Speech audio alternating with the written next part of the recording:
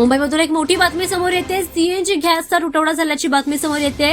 मुंबईच्या वडा परिसरातील गेल गॅसच्या मुख्य पाईपलाईनमध्ये तांत्रिक बिघाड झाल्यामुळे रविवारी दुपारपासूनच मुंबईला होणारा सीएनजी वायूचा पुरवठा कमी झाला होता।